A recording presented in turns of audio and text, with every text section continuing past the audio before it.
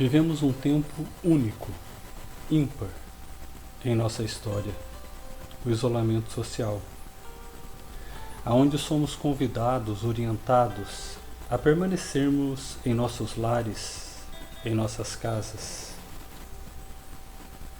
E eis que surge uma grande questão: o que fazer com esse tempo, que eu tenho em casa? O que eu vou fazer com isso?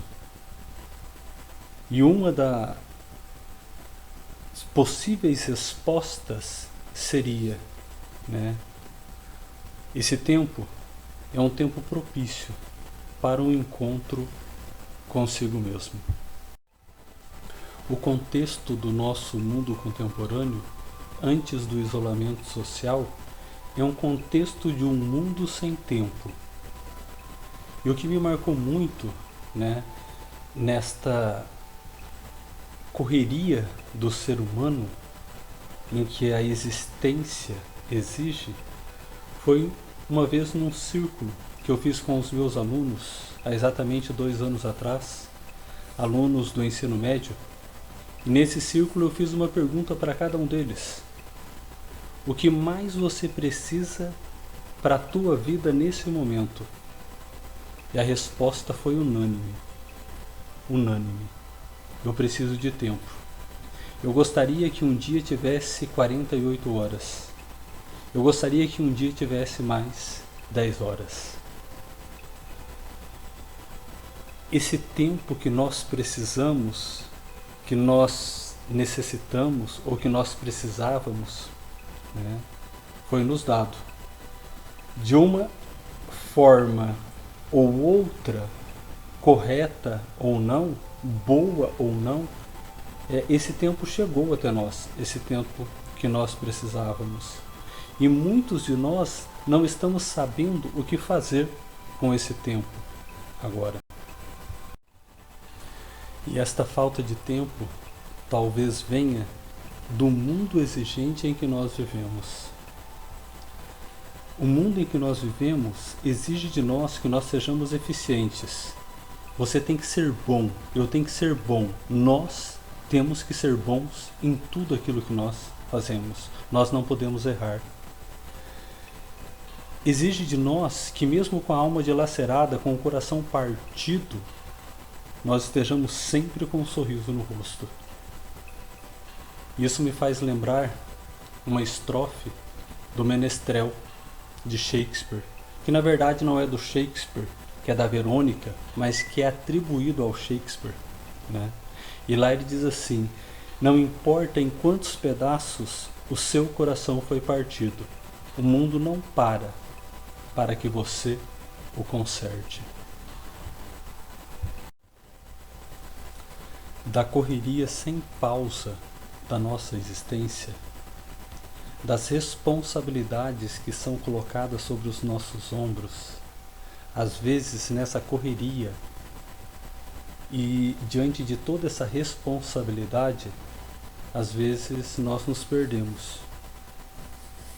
Não sabemos mais quem nós somos. E a grande questão do ser humano, ou a principal questão na vida de um ser humano, é ele responder essa questão: quem é você? Mas não quem sou eu para os meus pais, não quem sou eu para o meu esposo ou para a minha esposa, não quem sou eu para os meus filhos. Não é como os outros me veem. A grande questão na existência do ser humano é ele responder quem eu sou. Qual é a minha essência? Qual é a minha essência? E se eu consigo responder isso, tudo fica mais fácil na minha vida e na minha existência. Tudo fica mais fácil. E esse tempo de ficar em casa, esse tempo que nos foi dado pelo Covid-19, pelo universo, esse tempo que nos foi dado por essa oportunidade. Nós temos uma oportunidade de parar, de olhar para nós mesmos para vermos, né, o nosso interior e tentar responder essa pergunta: quem é você? Mas esquecer tudo aquilo que disseram sobre mim e eu olhar para minha história, e eu olhar para minha alma, para o meu coração e responder para mim mesmo, né? Quem sou eu? Desta maneira, este tempo difícil de isolamento social pode ser uma oportunidade de nos encontrarmos conosco mesmo, ou de nos reencontrarmos conosco mesmo.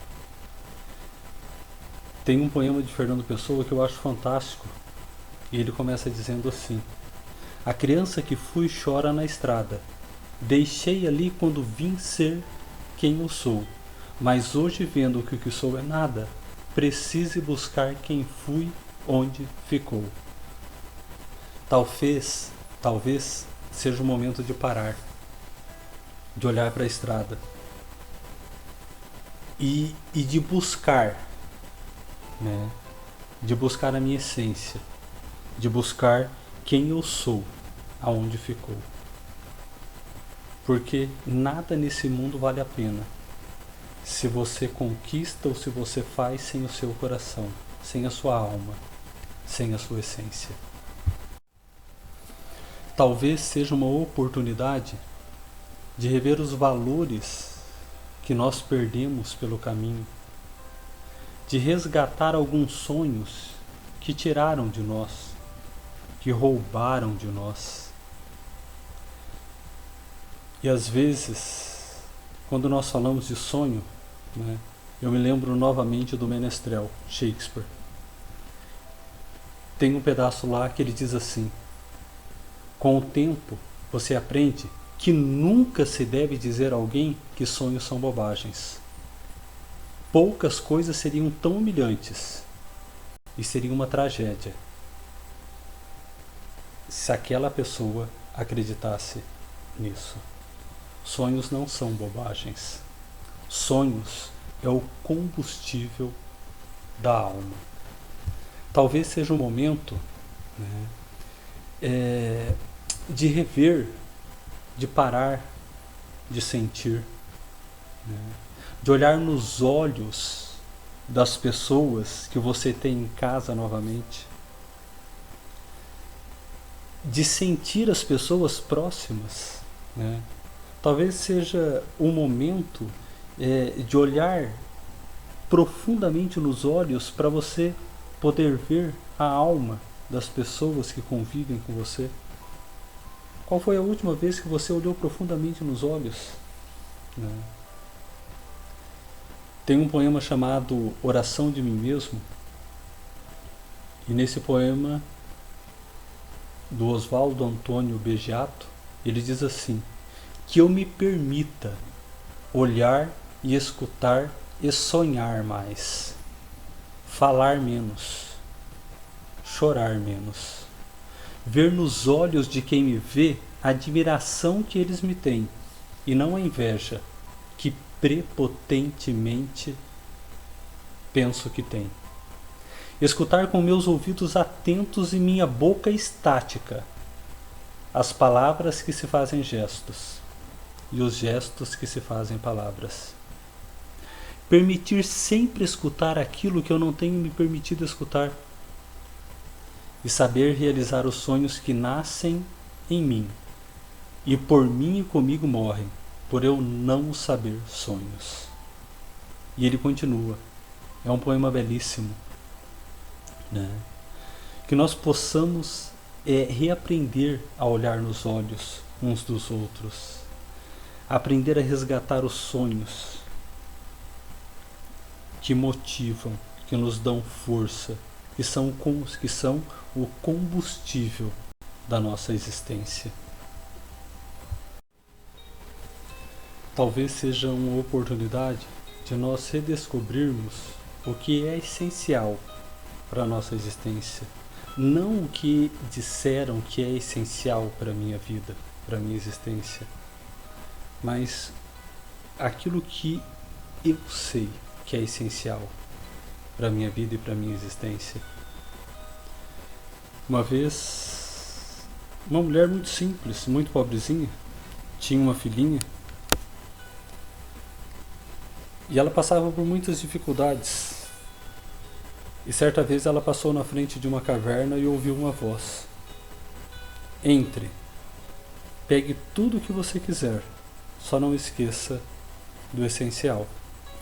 E ela, com a filhinha dela nos braços, entrou e viu que aquela caverna estava cheia de muitas riquezas, muito ouro, muitas joias, muito dinheiro.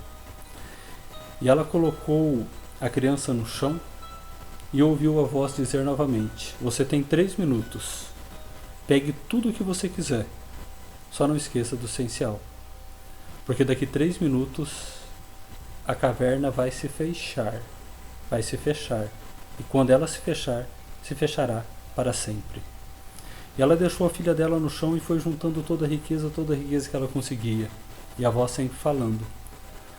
Quando faltava 1 minuto, a voz: faltam 60 segundos, pegue tudo que você quiser, só não esqueça do essencial.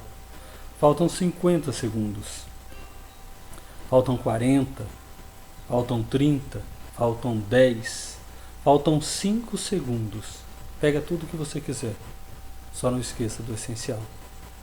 E ela pegou toda a riqueza que ela conseguiu colocar, né, na camisa dela, na roupa dela, e saiu correndo, e a porta se fechou. E ela percebeu que quando a porta se fechou, ela esqueceu a filhinha dela lá dentro. Às vezes nós fazemos a mesma coisa, né? Nós vivemos numa correria, nós vivemos correndo, buscando o que é essencial, ou para melhorar o nosso essencial, e nós esquecemos do que realmente é essencial para a nossa vida e para a nossa existência. Talvez este, melhor dizendo, seja o tempo propício para redescobrirmos aquilo que é essencial para a nossa vida. Certa vez, o Papa Emérito Bento XVI disse uma frase e tanto: o homem só se torna maduro quando enfrenta a sua própria solidão. Talvez esse seja o momento propício de cada um olhar para a sua alma, para a sua história, para o seu coração, enfrentar a sua solidão e sair mais forte, mais leve de tudo isso. E sair com uma resposta, a principal resposta da existência humana: quem sou eu para mim mesmo? Qual é a minha verdade? Eu gostaria de encerrar com um poema que eu acredito que seja muito antropológico, do Oswaldo Montenegro, Metade, e que nos diz muito sobre esse momento. E ele diz assim: que a força do medo que tenho não me impeça de ver o que anseio, que a morte de tudo em que acredito não me tape os ouvidos e a boca, porque metade de mim é o que eu grito, mas a outra metade é silêncio. Que a música que ouço ao longe seja linda ainda que tristeza, e que a mulher que eu amo seja para sempre amada mesmo que distante, pois metade de mim é partida, mas a outra metade é saudade. Que as palavras que falo não sejam ouvidas como prece ou repetidas com fervor, que sejam apenas respeitadas, como a única coisa que resta a um pobre homem inundado de sentimentos. Porque metade de mim é o que ouço, mas a outra metade é o que calo.